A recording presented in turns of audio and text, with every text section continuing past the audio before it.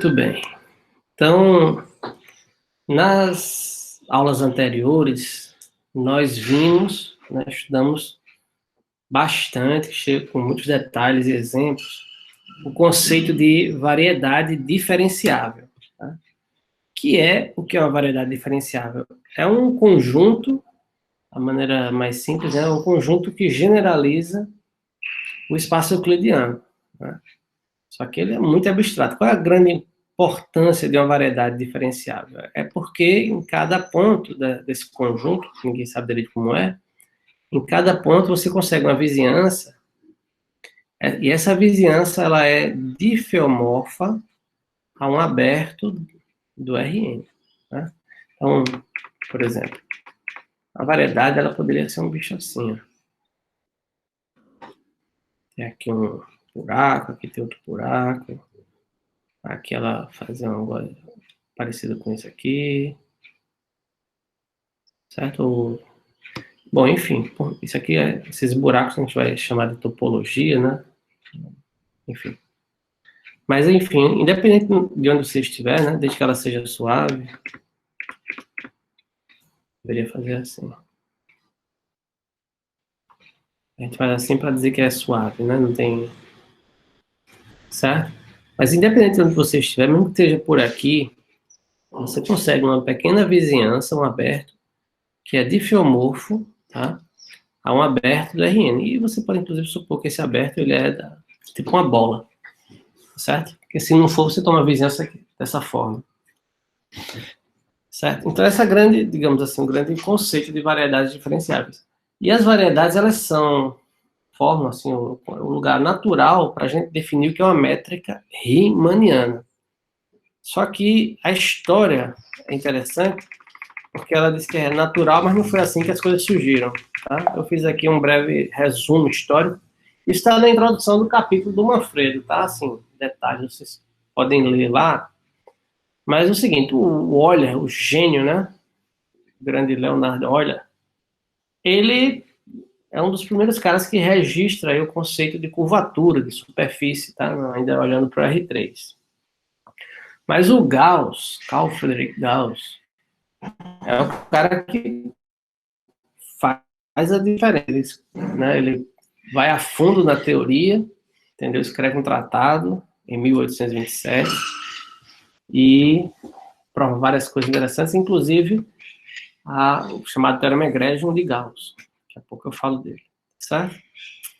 Nessa época aqui, né, havia uma discussão grande sobre o quinto axioma de Euclides, né, aquela questão da geometria euclidiana. Inclusive, fiz uma palestra umas 2 semanas atrás sobre o espaço hiperbólico, falei um pouco sobre isso. E aí, o Lobachevsky e o Bolyai, eles apresentaram, né, pela primeira vez, modelos de uma geometria não euclidiana, certo? Então, bom, olha, repetindo aqui, estudou um pouco da geometria, o conceito de curvatura, inclusive curvatura média, como mais ou menos como a gente vê no curso de geometria diferencial do mestrado, tá? Curvatura como sendo o produto das curvaturas principais, a curvatura média, etc. Esse conceito de curvatura principal vem do Euler, imagine quanto tempo atrás. Tá?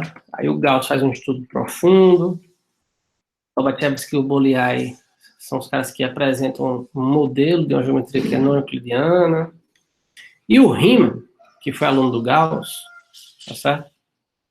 Isso aqui é na tese de doutorado dele, o Riemann, ele generaliza as ideias do Gauss, digamos assim, para a dimensão alta. Aí tem uma coisa interessante aqui, é o seguinte, certamente o Riemann ele já entendia, né, que esse conceito ele funciona, a gente consegue fazer geometria, não só no espaço euclidiano, entendeu? Mas em coisas mais gerais. Só que é muito interessante que o conceito de variedades diferenciáveis, tá? Coloquei só variedades, o matemático veio em 1913, ou seja, bem depois do Riemann, bem depois, né? Quase 60 anos depois. Então, aqui o Riemann escreve os fundamentos da geometria riemanniana, certo? Mas então, ele trabalhava sem o conceito muito claro do que é uma variedade diferenciada, entendeu? Ora, isso aqui me ensina o seguinte, tá? Essa recapitulação histórica me ensinou o seguinte, que a gente pode começar a estudar a geometria riemanniana sem variedades, tá? A gente pode estudar, por exemplo, a geometria riemanniana, a métrica riemanniana, em abertos do Rn. Tá? Então, é isso que eu vou basicamente fazer nessa aula daqui. Porque, como vocês viram, né, o conceito de variedade ele é abstrato, muito geral. Claro que é riquíssimo, né, porque dá exemplos sofisticados, mas, digamos assim, não é a ordem natural das coisas, entendeu? Ou seja, a gente poderia já fazer geometria riemanniana sem entender bem esse conceito de variedades diferenciáveis. Então, nesse sentido que eu quero fazer essa aula de hoje, tá? Então, o que é que eu faço? Eu considero um aberto do Rn, uma curva, tá? Desculpa aí que tem várias coisinhas erradas. Enfim. Essa curva aqui é alfa, uma curva... Eita. Chamei ômega aqui, mas o resto da aula todinha eu coloquei U. Tá? O problema das minhas notas são essas, né? Porque sempre tem correções. Muito bem. Então, inclusive da aula 5, viu, pessoal? Aí quem olhou só as notas. Olhar o vídeo que tem muitas correções lá. Muito bem, tem um aberto do Rn, tem uma curva suave, né? Então, curva parametrizada. Pode pensar que aqui é o R2. A maior parte dos exemplos que eu fiz foi no R2, tá? Então, você tem um Rn, um aberto, e tem uma curva aqui. Só isso. Então, essa curva, para cada t, vai ter um x1 de t, x2 de t, xn de t. Né? A gente chama isso de curva parametrizada. Isso é infinito, ou seja, a gente pode derivar, não vou me preocupar com isso. E aí, a derivada coordenada é o vetor tangente da curva, tá? Isso aqui é um vetor no Rn, e a norma dele, ó, alfa', aqui é alfa', norma de alfa', é isso aqui, é chamada norma euclidiana, tá certo? Então, aqui está o desenho, está aberto, então, parametrizar uma curva, vai de um intervalo AB, a imagem está aqui, o traço da curva, essa curva azul, tá certo? E aí, eventualmente, num certo ponto, você vai ter o seu vetor tangente. Tá ok? Então, como nós vimos lá na parte de variedades diferenciáveis, isso é uma das maneiras de apresentar, né? O vetor tangente é o vetor tangente a uma curva. Então, isso vai valer também no Rn, tá? Muito bem. Ora, nesse caso, o comprimento da curva, né? Seria o comprimento, o tamanho do traço da curva, tá certo? Da imagem. Nós sabemos que é dado, tá, por essa integral daqui. Eu até sugiro que vocês olhem as notas do professor Mohamed Gomes, é um geômetra americano, que eu gosto muito das notas de aula dele. Ele tem umas notas para um curso de geometria diferencial, eu vou colocar aqui no chat, tá? E aí, na Lecture Notes 1, ele faz o quê? O que é que ele faz? Está todo mundo vendo aí nos meus slides, né? O que é que ele faz? Ele mostra, né, o seguinte, porque isso aqui pode ser para a gente a definição, tá? Aliás, isso é para a gente a definição. Porque isso é clássico, né? Mas, por exemplo, tem nessas notas do Gomes, do Mohamed Gomes, é o seguinte, é razoável, né, que a gente sabe definir no Rn o que seria o comprimento de uma poligonal. Se a sua curva já é uma poligonal, tá? Se a sua curva é uma poligonal, eita, bodega.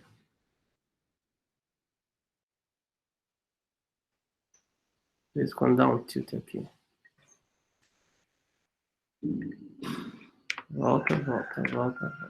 Então, você pode estar no Rn e a sua curva ser uma poligonal, tá? Ou seja, formada por segmentos de retas. Então, uma poligonal, a gente sabe calcular o comprimento, né? Da poligonal inteira. É o comprimento de cada segmento. A gente sabe quanto é o comprimento de um segmento, né? A norma da diferença dos extremos. E aí, a gente define da poligonal dessa forma, somando segmento a segmento. Essa é natural, essa definição é natural. Então, com essa definição de comprimento de segmento, comprimento de uma poligonal, a gente pode definir o comprimento de uma curva, certo? Como sendo o limite quando você toma pontos sobre a sua curva e aí você considera a poligonal passando por esses pontos. Certo? E aí você vai tomar o limite quando o número de pontos aumenta indefinidamente. Por exemplo, você vai acrescentar um ponto aqui, aí você vai ter uma aproximação melhor da curva. Acrescenta um ponto aqui, essa outra poligonal, passando por esses 3 pontos, vai se aproximando. Então, se a gente considera dessa forma a definição de comprimento, né? A definição de comprimento pode ser, então, dada como sendo o limite dos comprimentos das poligonais, tá certo? Quando você tem as poligonais sobre a quantidade arbitrária de pontos sobre a curva. Tá? Por que eu gosto desse negócio? Porque isso aí surge naturalmente, você vê que essas poligonais se aproximam, tá, do vetor derivada, e isso aqui vira uma soma de Riemann, como a gente aprende no curso de cálculo. Tá certo? Eu gosto de citar isso. Enfim. Mas para a gente, essa vai ser a definição, tá certo? E o que é essa norma daqui? Essa norma é a raiz quadrada do produto interno, tá bom? Bom, isso é o comprimento de uma curva, tá certo? E a distância entre dois pontos é, por definição também, o ínfimo dos comprimentos, tá?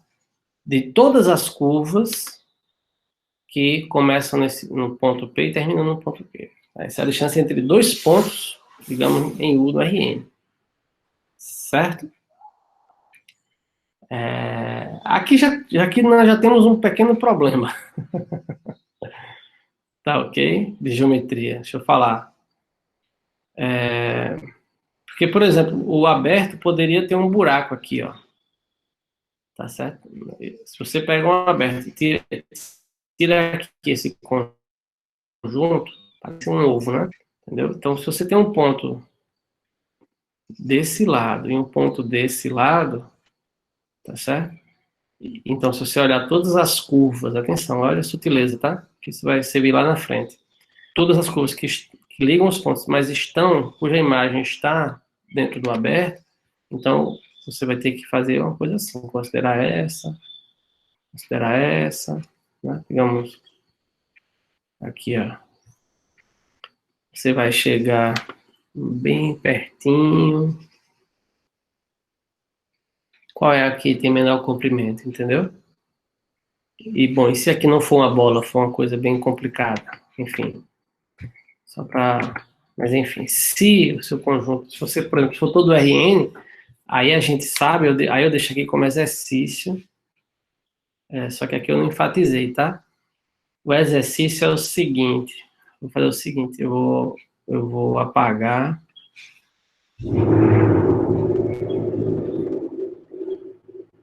Vou colocar aqui o R2.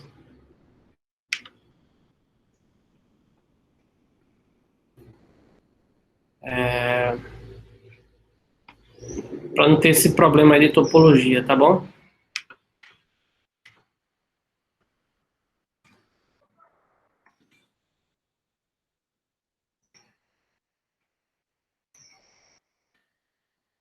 Entenderam, né? Aí no R2, esse exercício é legal, tá?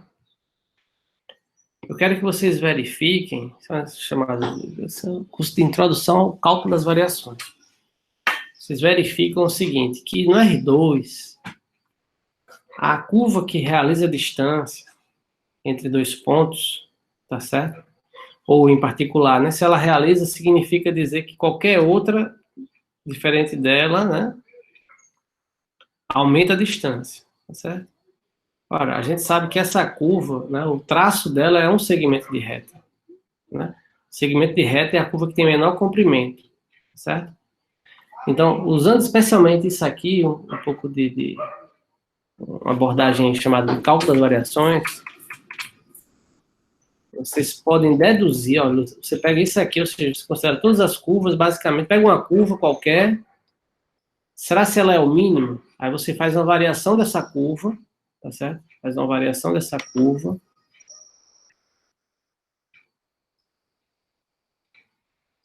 Faz uma variação, né? Uma família de curvas aqui. E supõe que ela realiza o mínimo, entendeu? Então você calcula o comprimento de todas elas. Então, se, essa, se, essa, se isso for suave em algum sentido, se você puder fazer essa variação de forma suave, então o que é que você vai ter? Você vai ter um ínfimo, né? Então a função suave, no ínfimo a derivada é zero. Tá entendendo? Usando isso, vocês podem mostrar que essa curva parametriza, a gente tem que falar assim, tá? Ela não é uma reta, né? Ela parametriza uma reta, porque a reta é a imagem dela, o traço dela, tá? Eu sugiro aqui deve ser o RN, tá? Fazer dimensão 2 e ainda supor, você pode fazer, fica um exercício bacana, supor que a curva é um gráfico, tá? Aí sai rapidinho. Então você vai ter uma curva aqui, supõe que ela é um gráfico, e aí você vai considerar uma variação dela. Seria somar aqui, né, um parâmetro, que seria uma variação, né? Se ela for dessa forma, eu quero fazer uma variação ainda como um gráfico, tá?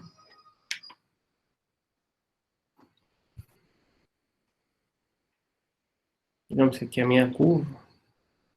Aí eu quero olhar todas as curvas que ligam esses dois pontos e ainda que seja um gráfico ainda. Tá certo? Qual é que tem menor comprimento? Certamente é o segmento de reta, né? Então, o que é o segmento de reta? É uma curva, né? Se for um gráfico assim, essa função aqui é linear. Então, o que você faria seria considerar para cada S, uma G de ST,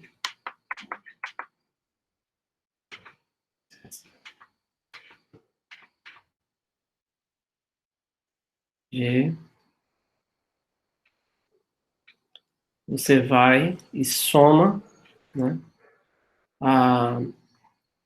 Uma coisa assim, ó, seria sua curva original mais S vezes uma outra curva, como você quer né? Então, isso aqui vai ser uma variação. Se você fizer o S variar agora, digamos que o S, você faz o S no intervalinho menos epsilon, tá certo? Considera essas curvas. Você quer que todas tenham o mesmo início, o mesmo fim, então você vai ter duas condições de borda. H de A igual a zero, né? E H igual a H de B. Certo? Porque dessa forma, essa curva daqui, no ponto T igual a zero, para qualquer S. T igual a zero vai ser o alfa, perdão. Quando T igual a A, quando T igual a A, todas estão definidas no intervalo AB, tá? Então, o H é uma curva aí, sei lá, uma função assim, entendeu? Quando você somar e multiplicar por S, fazer o S pequeno, você vai fazer essa curva muito pequenininha, né? Quando você somar, o que você está fazendo é uma translação aqui do gráfico, tá certo? Muito bem, então, se ela é um mínimo, então ela é um mínimo em particular para essa família, aí você calcula como seria o comprimento agora dessa família e deriva quando S é zero. Porque quando S é zero, você está na sua curva original. É assim que a gente faz, tá? Se você fizer essa conta todinha, e o H for uma função arbitrária, para que, por exemplo, que o comprimento, que a derivada do comprimento seja zero para todo H, vocês vão ver que isso vai implicar que a F duas linhas tem que ser zero. Então, F é linear. Tá bom? Estou dando mais ou menos a ideia. Estou falando isso porque, enfim, em algum momento a gente vai precisar disso também, tá? Bom, isso é o caso euclidiano, tá? O que é uma métrica euclidiana? Perdão, métrica riemanniana, desculpa. No aberto do RN, tá? Eu vou definir assim, mais ou menos como Manfredo. É uma correspondência que para cada ponto do domínio associa um produto interno, né, neste ponto, ou seja, um produto interno para vetores neste ponto. Então, você tem o espaço euclidiano, tem o seu domínio, certo? Tem um ponto. Aí, posso pensar, por exemplo, basicamente a maioria dos exemplos serão assim, que são vetores aqui, seriam vetores, né, que são tangentes a alguma curva. Uma curva aqui, tem uma curva aqui, o vetor tangente neste ponto, tá certo? Para essa curva é esse, o vetor tangente neste ponto, para essa curva é este, nesse sentido, tá? Então, aí o que acontece? Eu vou ter neste ponto aqui um produto interno para os vetores que estão, digamos assim, passando neste ponto, certo? Neste outro ponto, pego os vetores aqui, tem um outro produto interno. Basicamente é isso. É uma correspondência. Aí, o que eu não falei aqui, mas é que isso aqui varia suavemente, tá? Deve estar escrito aqui. E que varia suavemente. Faz de conta que está escrito, mas está gravado. Ok. Mas, então, o que é um produto interno, né? Acho que é importante revisar isso, ou pelo menos de que forma a gente quer que seja um produto interno. Então, eu vou revisar rapidinho aqui o que é um produto interno em um espaço vetorial de dimensão finita. Dimensão n, digamos, tá? Todo espaço de dimensão finita, né? Todo mundo sabe que ele é isomorfo, né? Ao espaço euclidiano, certo? Por que eu estou falando isso? Porque, enfim, né? A gente vai, isso é muito importante. Se você tem uma variedade diferenciável, a gente viu lá o conceito de vetor tangente, de espaço tangente. No Rn, você tem um aberto do Rn, o espaço tangente nesse ponto, tá? É todo Rn. O espaço tangente nesse ponto é todo Rn. Isso é altamente razoável, tá? Deixa eu explicar por quê. Deixa eu pegar aqui um aberto. Tá aqui, esse é o meu aberto. Vou pegar uma curva aqui, ó. Eu posso colocar aqui dentro uma curva, um círculo, por exemplo, tá? Digamos que aqui seja o R2, esse aqui é o ponto A, X0. Tá todo mundo aí ainda me ouvindo? Sim, professor. Beleza. Ok.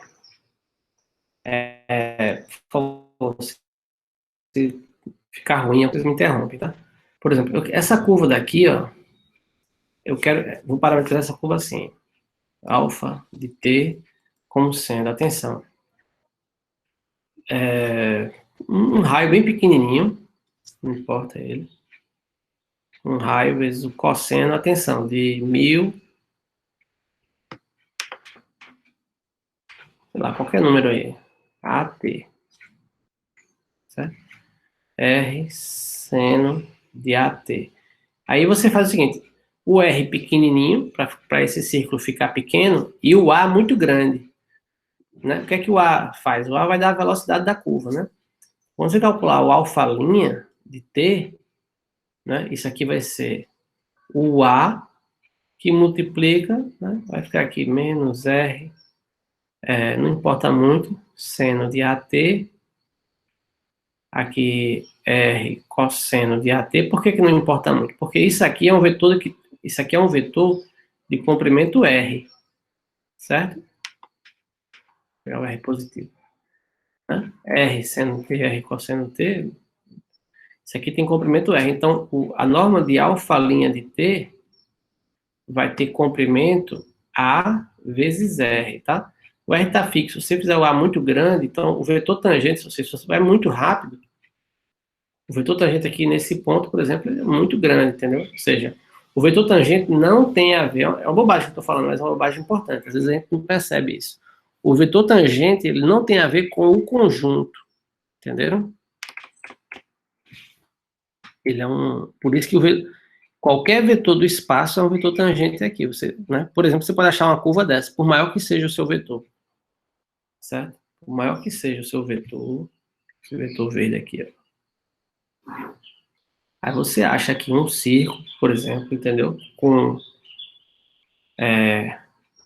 como é que chama esse parâmetro? Argumento não. Esqueci. certo? Com uma velocidade muito grande, cujo vetor tangente nesse ponto é esse vetor dado, entendeu? Então, nesse sentido, o espaço tangente em qualquer ponto é todo Rn, ou todo R2, se vocês quiserem, certo? Bom, todo espaço tangente é isomorfo ao Rn, vou pensar mais no Rn, tá certo? Vou apagar isso aqui.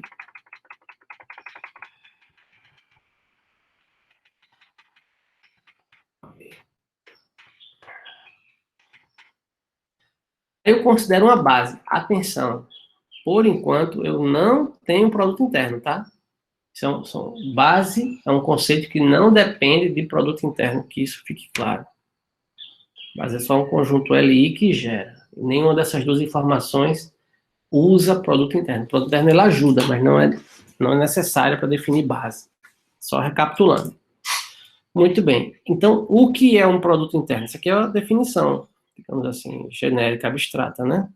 É uma aplicação que vai de V em V, tomando valores em R, bilinear, simétrica e positiva definida. Tá? Correto é ter colocado simétrica primeiro, né? Aí a gente vai representar muitas vezes com esse símbolozinho aqui, né? Isso aqui, né? Todo mundo é o mais usual. Produto terno de U com V, o produto terno de V com U, e é linear, bilinear, então é linear em cada coordenada, né?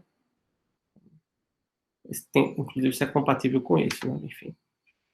Linear nesse sentido aqui, usual, todo mundo já sabe, tá?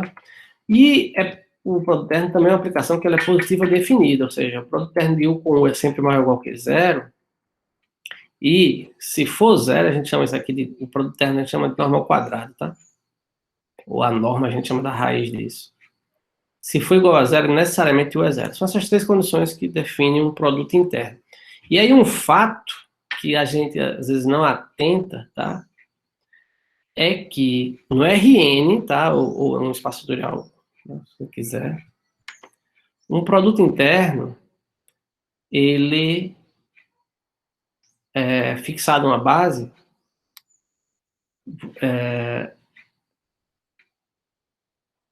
se o espaço é o seguinte, ele é dado por uma matriz simétrica, tá certo? N por N. Que matriz é essa, tá? Então, uma vez que você fixa uma base, se você tem um produto interno, se já é um produto interno nesse sentido, uma vez que você fixa uma base, aí você constrói a matriz dessa forma. G e J vai ser o produto interno de EI com EJ, tá? Atenção, parece a base canônica, mas não é necessariamente, tá certo? Daqui a pouco vai ficar claro. Muito bem, certo?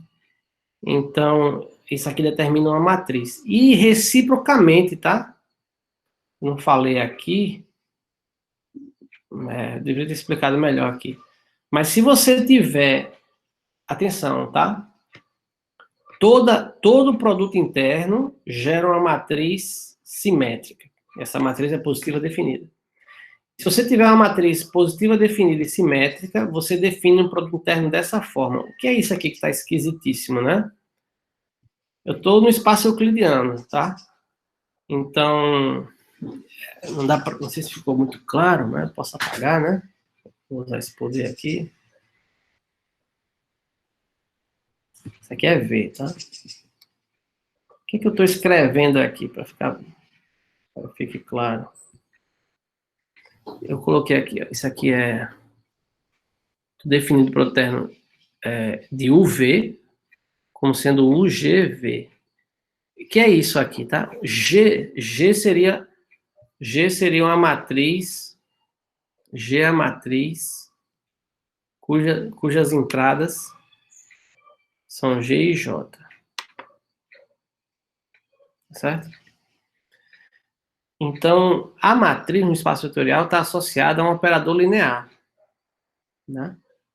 A matriz vai definir o operador linear. Então, isso aqui seria o operador associado à matriz atuando em V. Tudo isso depende da base, tá ok?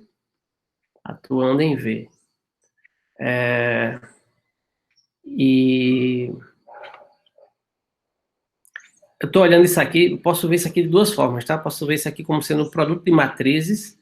Eu vou pegar esse vetor aqui, vai ser o vetor 1 por n. O G é a matriz n por n. E V é o vetor n por 1, de forma que isso aqui é um número, né? N por 1. A gente sabe, eu preciso colocar isso aqui, eu vou usar lá na frente. Isso aqui é a mesma coisa, atenção, tá? Vou apagar isso aqui que já tá óbvio. Isso aqui é a mesma coisa do produto interno, atenção, de U com GV.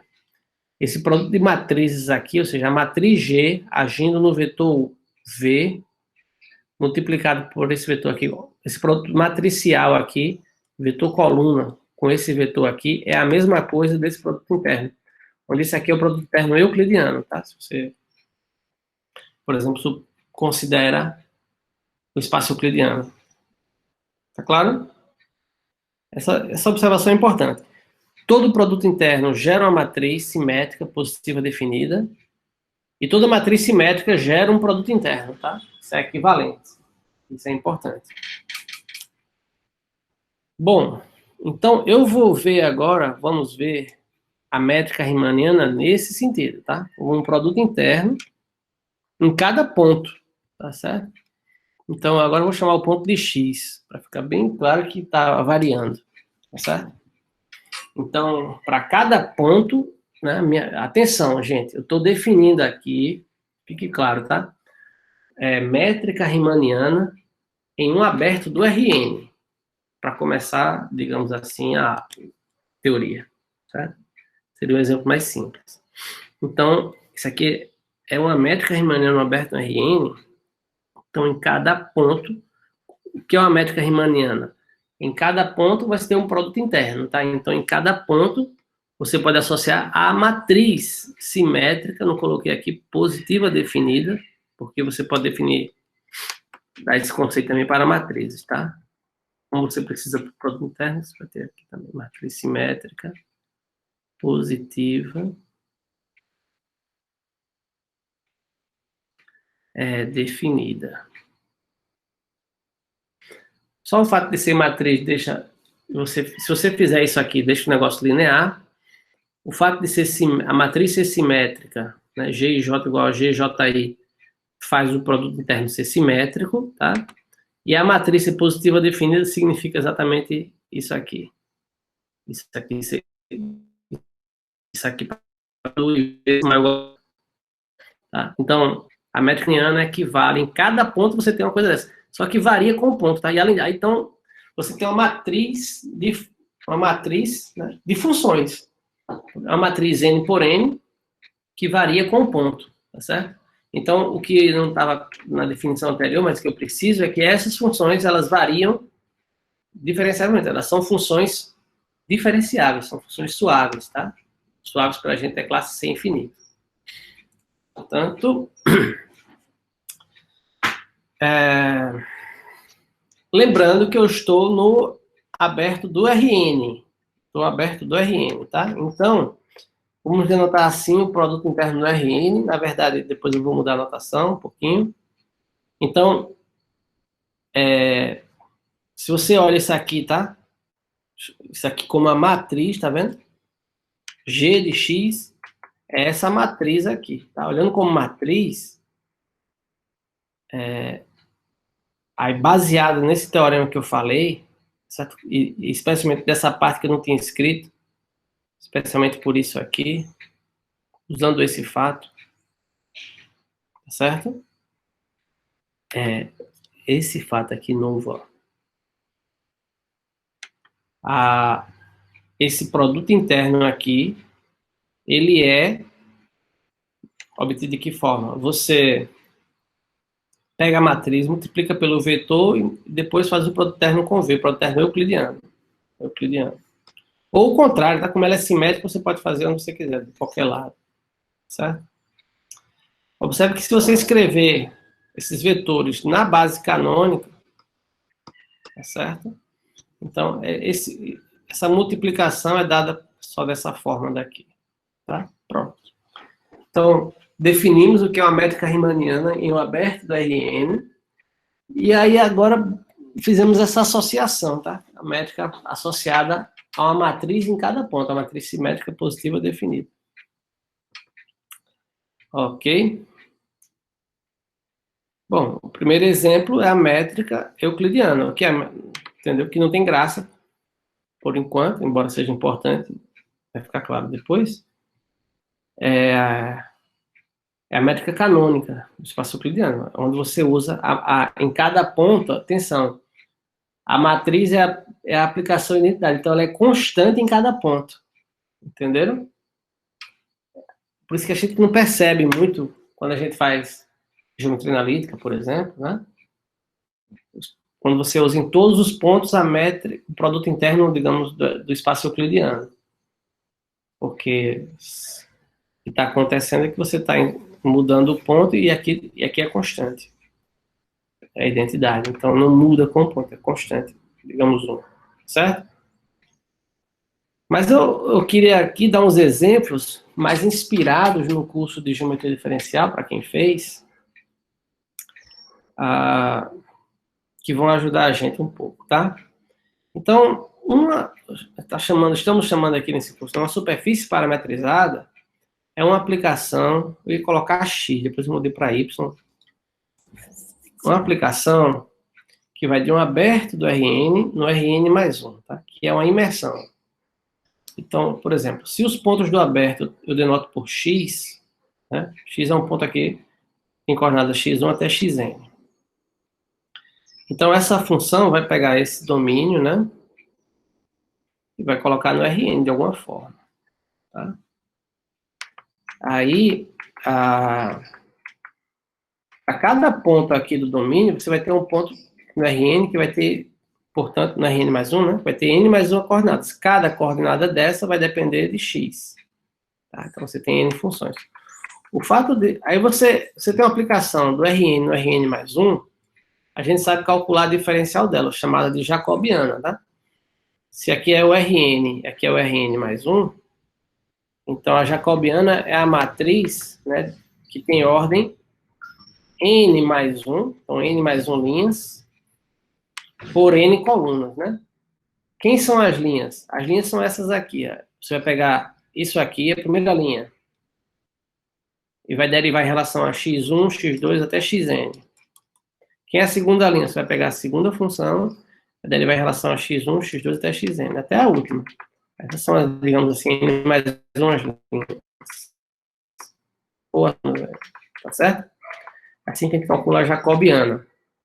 Então, a gente vai pedir, para que ela seja uma superfície regular, que ela não tenha bicos, nós já vimos isso, vamos pedir que essa diferencial seja injetiva. Qual a parte legal aqui? Atenção, muita atenção, gente. Muita atenção.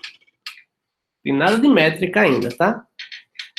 O que eu tenho é uma aplicação, daqui a pouco eu vou dar um exemplo mais concreto, e a jacobiana dessa aplicação. Não é nem quadrada, essa matriz não é nem quadrada, tá? Isso poderia ser feito também, digamos assim, em duas dimensões arbitrárias, não necessariamente com a dimensão 1, tá? Esse é o Rn aqui e o Rk aqui. Tá? Então, a diferencial no ponto é uma matriz. Então, a gente associa essa matriz a uma aplicação linear, tá? Não estou nem falando aqui porque é meio óbvio, né? A diferencial sempre é uma aplicação linear. De onde a onde? Do Rn no Rn. Como é que essa aplicação linear atua? Né? Ela pega um vetor aqui no Rn e você pega essa matriz e multiplica por esse vetor. O que é que isso significa na prática? Né? Diferencial de y em x aplicado no vetor v, quando você escrever o vetor v na base canônica, fizer a multiplicação, isso aqui vai ser simplesmente, tá? A derivada direcional de y, perdão, de y na direção de v. Digamos, é quase a definição, tá? No ponto x. Bom, não é muito necessário ainda, mas continuando aqui. Então, nesse cenário, estou dando um exemplo, tá? Que eu quero dar um exemplo de métrica riemanniana. Então, vamos lá. Então, meu cenário é esse aqui. Eu tenho uma aplicação que pega um aberto do Rn e coloca no Rn mais 1. Muito bem. Eu vou considerar a chamada métrica induzida, tá? Depois eu vou colocar isso num contexto mais geral. Isso aí já dá uma família muito interessante de métricas. Atenção, gente, atenção, preste atenção. Eu quero colocar a métrica aqui, viu? Induzida, vamos entender. Vai ficar bem clarinho agora. Essa aplicação aqui, como ela é uma imersão, ela é uma bijeção sobre a imagem, tá? Não parece aqui, mas esse domínio, ele é, digamos assim, está em bijeção com esse daqui. Tem uma bijeção aí. Tá? Cada ponto aqui corresponde a um único ponto aqui. Então, eu quero colocar aqui uma métrica riemanniana. Aqui eu quero colocar, entendeu? Em cada ponto vai ter uma métrica, ou seja, nesse domínio vai ter uma métrica riemanniana, que varia com o ponto. Como é que a gente faz isso? Uma vez que você tem a aplicação, certo? Esse ponto, ele corresponde a um ponto aqui. O que é que você faz? Você olha aqui, por exemplo, a base canônica, o E1 e o E2, certo? Então, essa aplicação vai levar esse vetor E1 aqui num certo vetor. O E2 aqui em outro vetor, que eu não sei como ele é. Não necessariamente ortogonais, entendeu? Ai, Jesus. Eu salvei sem querer. E não cancela mais, certo? Ok? Então, aí aqui, ou seja, a função, ela pega os vetores, por exemplo, da base canônica, que vai levar aqui dois vetores do Rn mais 1. Bom, o que é que eu faço? O Rn mais 1 tem uma métrica aqui, ó. Olha ela aqui. Tcharam, é a métrica euclidiana. Você pega esses vetores e calcula o produto terno deles como tendo um Rn mais 1. É claro que, ou seja, você tomar os mesmos vetores em outro ponto, certo? Aqui, por exemplo, certamente as imagens não vão estar iguaizinhas, né? Vão estar diferentes. Portanto, o produto terno aqui já vai ser diferente desse. Essa é a ideia, tá certo? Então, no fundo, isso aqui é a definição. Vou deixar aqui esse desenho. Aqui, ó. Você toma um ponto na imagem, certo? Olha o espaço tangente, que não precisa muito não, tá? Mas, ou seja, quem é o espaço tangente? Nesse cenário, quem é o espaço tangente aqui? É a imagem, observa que essa aplicação aqui, atenção, ela é injetiva, né? A aplicação linear injetiva, por exemplo, do núcleo da imagem, a imagem aqui é um espaço de dimensão n, é um subespaço de dimensão n, tá? Esse subespaço é chamado o espaço tangente. Então, o que a gente vai considerar? A gente vai considerar justamente o que eu estava dizendo, ó, a imagem da base canônica por essa aplicação, pela diferencial, tá? Esses vetores aqui são chamados de vetores coordenados, ou base coordenada, tá? Em outras palavras, né, isto é, esse vetor aqui não é nada mais, nada menos do que você pegar a sua aplicação e derivar parcialmente com relação a, no caso aqui, xi, certo? Então, olha para cá. Isso aqui é um vetor que está no Rn mais 1. Se você pegar isso aqui, cada coordenada derivar parcialmente em relação a x1, então vai ser a derivada em relação a x1, em relação a x1, você vai ter um vetor no Rn mais 1. Certo? Esse é esse rapaz aqui. Que no livro do Manfredo ele denota assim, tá? Isso aqui é uma notação. Isso aqui é uma notação. Não parece, mas é um símbolo que nesse exemplo prático significa isso aqui. Esse símbolo aqui deveria, é porque aqui está errado. Para vocês entenderem melhor, esse cara que eu queria colocar aqui não era um D rondo, não, era o D normal. Ou seja, a diferencial, isso é um fato, de uma função do ponto Q na direção dos vetores da base canônica não é nada mais, nada menos do que as derivadas parciais certo? Da aplicação. Ok? Já já vamos Então, com esses vetores, tá? A chamada métrica induzida é o produto interno num ponto vai ser, você vai tomar o produto interno do RN das imagens, ó, G e J no ponto P. Ficou meio ruim, porque na verdade eu queria fazer era no o certo, o que eu quero aqui é no ponto Q, certo? Aí eu corrijo aqui.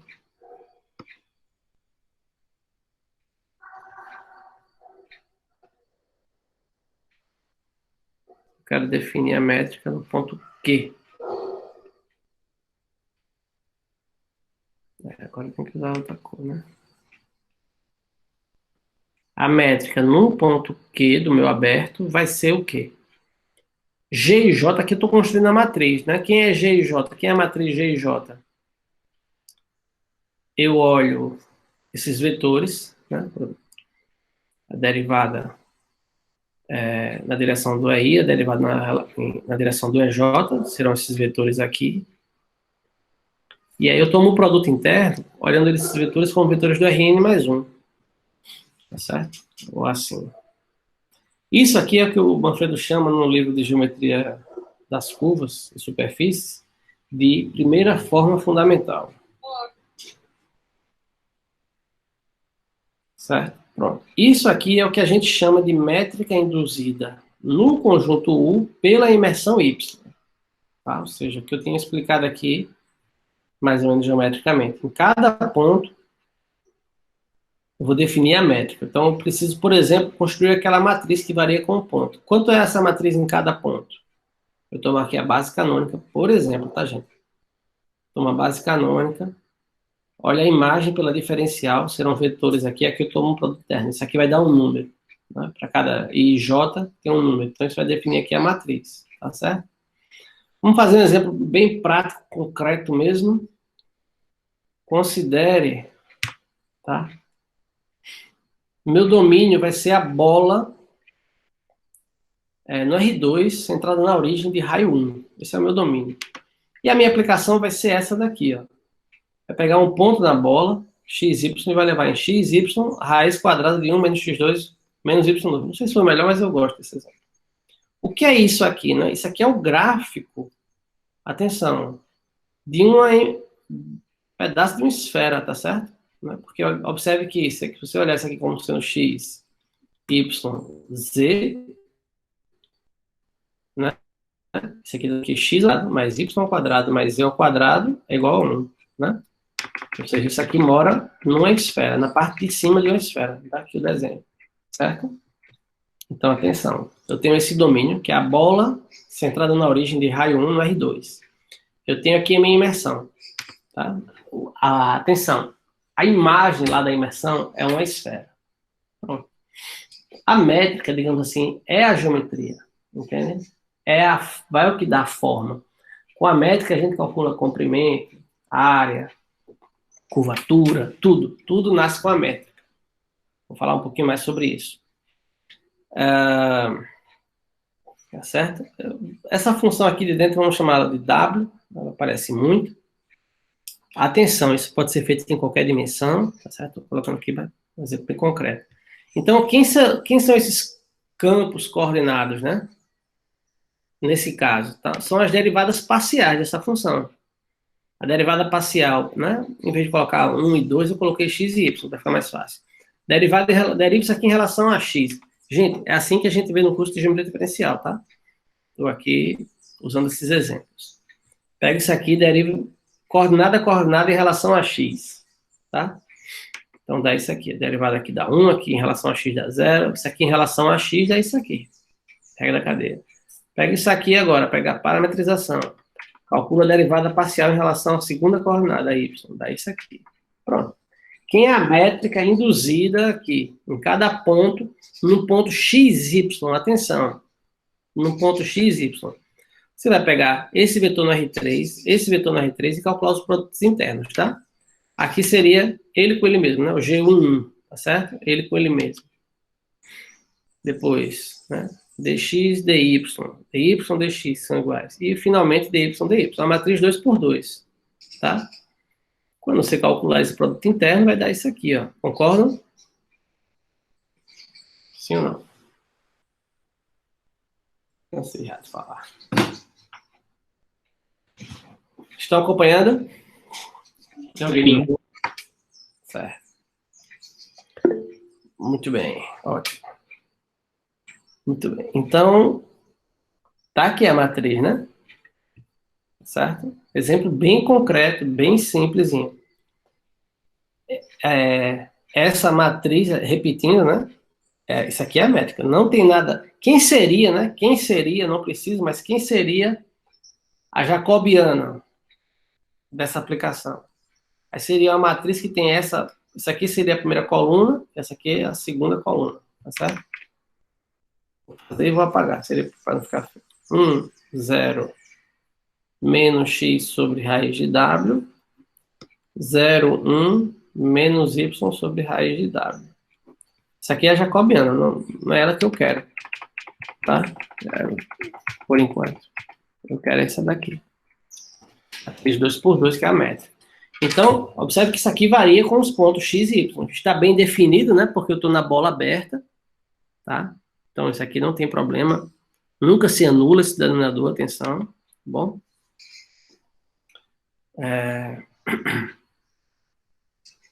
E beleza. O que é que eu vou fazer agora, tá bom? Então, aqui tem um exemplo concreto. Entendam bem esse exemplo. Tem um aberto, tem a bola. Joguei, né, o disco, melhor dizendo. Joguei esse disco dentro do R3 com essa forma, a aplicação dá essa forma. Aí a métrica é induzida, quando eu olhar a imagem dos vetores, né? Calculo o produto interno agora visto como vetores no R3, métrica euclidiana mesmo. Aí eu obtenho essa métrica. O que é que eu vou fazer agora? Eu vou fazer o seguinte, eu vou considerar um segmento. Eu poderia fazer vários exemplos aqui dentro, não, mas peguei um segmento, não dá para ver bem, mas entendeu? Segmento aqui, ó. Bem simples, simples, simples, simples.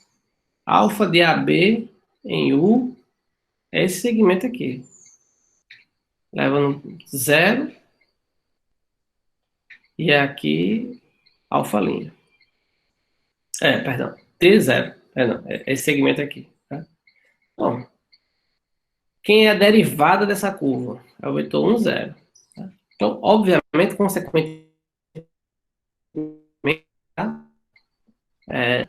A métrica, agora eu vou calcular a métrica, ou seja, eu vou calcular, o que eu quero calcular aqui? Eu quero calcular a norma desse vetor, do vetor tangente. O vetor tangente aqui, o vetor tangente em cada ponto, nesse ponto aqui é o vetor 1, 0, nesse ponto é o vetor 1, 0, é o vetor 1, 0, tá? Só que o produto interno, ai Jesus, só que o produto interno varia com o ponto, certo? Esse é o produto interno, ele varia com o ponto onde você está. O vetor, digamos assim, do ponto, né, sei lá, é o mesmo, é o E1, esse vetor. Só que eu vou calcular esse vetor em cada ponto aqui da curva. Em cada ponto da curva, o produto interno muda, gente. O produto interno muda. Como é que eu faço essa conta, então? Eu vou pegar a matriz, tá certo? Multiplico pelo vetor 1, 0, dá um vetor, e depois eu multiplico, faço o produto interno euclidiano com o vetor 1, 0. É óbvio que, nesse caso, vai dar justamente esse termo daqui, tá? No fundo, por definição, isso aqui já é justamente... Se o seu vetor é o E1, E1, o G11 é o produto interno de E1 por E1. Isso aqui é o E1, certo? Bom, você pode fazer a conta de outro jeito, se não te convenceu. Mas quando você calcular o produto interno de alfa linha, com essa métrica, com esta métrica, você vai obter isso aqui. Observe que... Mas olha só, né? Atenção, eu tenho que usar a minha parametrização, né? Ponto... neste ponto aqui, quem é este ponto? Este é o ponto alfa de T. Esse vai ser o ponto, digamos, T0, certo? Fiz aqui como se fosse uma curva qualquer. Se você tiver uma curva qualquer, você vai ter que usar a parametrização da curva, né? Claro? Esse aqui seria no ponto qualquer. Eu tenho que calcular isso no ponto alfa de T. Ora, alfa de t é justamente a curva T0, bem simples, tá certo? Então, o x vai ser o t, o y vai ser 0. Quando você substituir, concorda? Vai dar só isso aqui. Quem é o comprimento da curva? É a integral da raiz quadrada disso aqui. Estão lembrados? Espero. Né? Isso aqui é, digamos assim, alfa-linha, mas nessa métrica nova, tá? Na métrica induzida, que a gente não representa chama de G. Aí. Ok, continuando. Isso aqui. Certo? Então, a gente calculou como se isso aqui é a norma ao quadrado, né, do vetor alfa' nessa métrica, dá esse número. Então, o comprimento é essa raiz aqui. Certo? A gente nesse momento, a gente não pode ter medo de contas, até porque está muito simples. Então, você resolve isso aqui. Quando você resolve, né, isso aqui é a integral de 1 sobre a raiz de 1 menos T2. Isso aqui, a primitiva, é a função arco-seno, tá? Então, essa curva está definida no intervalo AB, né, para cair aqui dentro. É claro que o A e o B estão aqui, né? Então, o comprimento daqui até aqui vai ser o arco-seno de B menos o arco-seno de A. Tá? Então, eu tô com, digamos, seria essa curvinha daqui, mas daqui até aqui. Tá bom? Isso não é muito interessante, não, mas se você imaginar agora, tá? Fazendo o A tender a menos 1 e o B tender a 1, atenção, a curva passa a ser essa daqui, tá? A curva passa a ser essa. Eu tô aqui, meu domínio é essa, é o disco do R2, certo?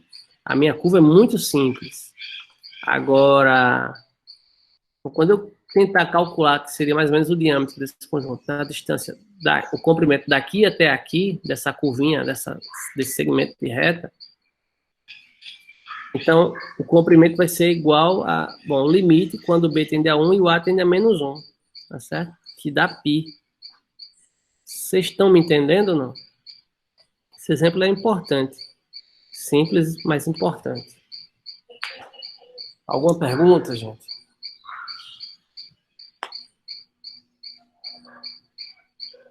Nenhuma pergunta? Tranquilo. Tá fácil demais, né, Ian? Vamos lá. Muito bem, eu vou só... Então, repetindo um pouquinho. Essa aplicação, tá? Induziu aqui, a gente calculou bem direitinho a métrica, é só essa matriz. O que é que a gente pode fazer, por exemplo, com ela? A gente pode calcular comprimento de curvas. Então, isso aqui é uma métrica no disco, centrado na origem de raio 1, e peguei uma curva bem simples e calculei o comprimento dela. Tá? E aí deu uma coisa já diferente do caso euclidiano, porque no caso euclidiano, essa curva tem comprimento 2. Tá? E aqui o comprimento dela deu π de um canto a outro, tá certo? Por quê? Justamente porque essa métrica ela representa o hemisfério superior, entendeu? De uma esfera. Entenderam? Por isso que dá π. Então, a geometria ela está na métrica. Mesmo que a gente não veja aqui no desenho, isso aqui dá para a gente a geometria nova, né? A métrica ela induz uma geometria. Entenderam? Essa é a ideia. Eu vou deixar esse exemplo aqui como exercício para vocês, tá? Que exemplo é esse? De novo é a esfera. Essa parametrização vai do R2 inteiro, tá? É a inversa da projeção estereográfica. O que é que essa aplicação faz, né? Tá aqui explicitamente, tá? Aqui é a construção dela, né? Você pega um ponto aqui no R2, você liga para o polo norte, isso vai cortar a esfera no ponto, tá certo? Então, esse ponto, as coordenadas desse ponto são dadas dessa forma. Isso vale também em qualquer dimensão, tá certo? E então, eu quero fazer basicamente a mesma coisa aqui. Só que qual é a diferença aqui? Né? Isso aqui é outra parametrização. A imagem é o mesmo conjunto. É claro que a imagem vai cobrir, né? No exemplo anterior, a imagem cobria só um hemisfério da esfera, tá? Aqui a imagem é legal, porque ela cobre a esfera todinha, menos um ponto. Tá certo? Então você vai colocar no R2 inteiro, atenção, você está colocando no R2 uma métrica que vai representar a esfera menos um ponto. Entendeu? Aí vocês calculam as derivadas espaciais, calculam os produtos internos, vai ver a cara da métrica, como ela é. E eu estou pedindo para vocês fazerem basicamente a mesma coisa. Vocês vão tomar agora o mesmo segmento.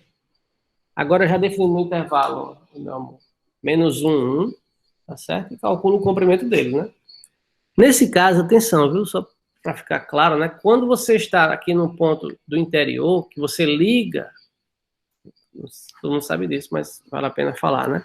Você está aqui no ponto e você liga com o Polo Norte, vai furar a esfera na parte de baixo, tá certo? Por isso que eu desenhei mais ou menos assim. Esse segmento vermelho, que seria o segmento, tá, da forma T0, quando T varia entre menos 1 e 1, quando você fizer a projeção estereográfica dele, ele vai ser esse segmento aqui meio que tracejado. Um semicírculo na parte de baixo, tá? Mas não importa. Vocês vão calcular e vai ver que é o comprimento também da π. Tá claro até agora? Sim, né? Muito bem. Outro exemplo. O exemplo agora é o espaço hiperbólico, o modelo do semiplano. E eu vou, mais uma vez ainda, tá? Olhar como é que chama? Eu vou olhar dimensão 2. Então, eu chamei de H. Deixa eu...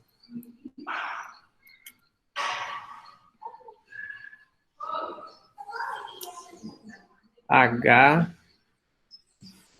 e J. H para combinar aqui com hiperbólico e não misturar muito com o exemplo anterior. Pronto. Isso aqui é um exemplo de uma métrica bonitinha. Ficou feio aqui, mas é o quadrado, tá? No semi-espaço, né? O semi-espaço é o R2+, é o conjunto dos pontos do R2, onde, por exemplo, o Y é maior que 0. Então, nesse caso, a gente considera essa métrica daqui. Tá? Em outras palavras, né? Isso aqui é 1 sobre y² vezes a identidade. E a identidade, ela gera o produto interno euclidiano, certo? Então, tem uma particularidade também, né? Porque observe o que é que está acontecendo aqui. Então, por exemplo, se você tem dois pontos com a mesma altura, né? Então, a métrica vai ser a mesma aqui, em cada um deles. Agora, ela muda, primeiro que não é a métrica euclidiana, né? Ela muda por um fator. E segundo, se você mudar a altura, aí muda também esse valor, tá? Pronto, é um exemplo simples, importante, a gente vai ver esse exemplo mais vezes, tá? Então, o que é que isso aqui significa, né? Isso aqui significa para a gente, se eu tenho dois vetores tangentes, tá certo? Num ponto de coordenada x e y, atenção. Então, como é que eu calculo o produto interno? Eu faço o produto interno desses vetores, como no espaço euclidiano, pego esse resultado e divido por y². Esse é o produto interno dessa métrica que eu estou chamando aqui de H. Coloquei assim para diferenciar, tá bom? Aí vamos fazer mais um exemplo simples. Vou considerar essa curva daqui, uma curva vertical. Continuando aqui, certo? Essa curva vertical. Então, aqui é um ponto qualquer, não importa. x0. Aí você vai fazer agora x0t, né? Para parametrizar a curva dessa forma. Que é um vetor tangente? É o 0, 1, né? Certo? Calcula a métrica aqui. O que é que você faz? Você vai pegar esse vetor, calcular o produto interno dele euclidiano, que é 1, e aí você divide pela segunda coordenada ao quadrado, tá? No caso, t ao quadrado.